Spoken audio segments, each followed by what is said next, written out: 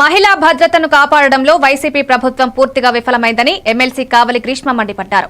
అమరావతిలో నిర్వహించిన మీడియా సమావేశంలో మాట్లాడిన ఆమె మహిళలను కించపరిచే వ్యాఖ్యలపై ప్రభుత్వ మౌనం సిగ్గుచేటన్నారు. మహిళా సాధికారతకు టీడీపీ చేసిన కృషిని గుర్తు చేశారు. మహిళల గౌరవం కాపాడే చట్టాలపై ప్రభుత్వం చురుకుగా వ్యవహరించాలని డిమాండ్ చేశారు. మహిళా గౌరవమే దేశ గౌరవమని పేర్కొన్న గ్రీష్మ భద్రతా చర్యలు బలపరచాలని పిలుపునిచ్చారు. ఈ రోజు అమ్మ నారా భువనేశ్వరి గారు పీపీపీ పద్ధతిలోని హాస్పిటల్స్ కానీ కట్టడం ఉంటే బాగుంటుంది, కాలేజెస్ కానీ మెడికల్ కాలేజెస్ కానీ కడితే అది బాగుంటుంది అనే ఉద్దేశంతో ముందుకు రావాలన్న ఉద్దేశంతో ఉన్నారు.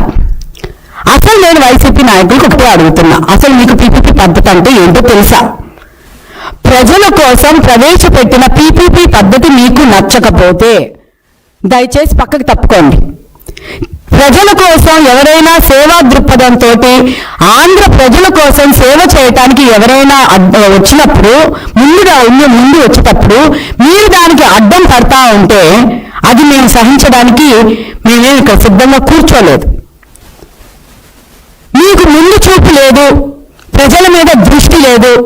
వైసీపీ నాయకులకు కానీ ఆ తాడేపల్లి ప్యాలెస్లో కూర్చున్న పులివెందుల ఎమ్మెల్యేకి కానీ చిన్న తరహా కొంచెం కూడా ఆంధ్ర రాష్ట్రంలోని ప్రజలు ఏమైపోతున్నారన్న బాధ బెంగ ఏం లేదు.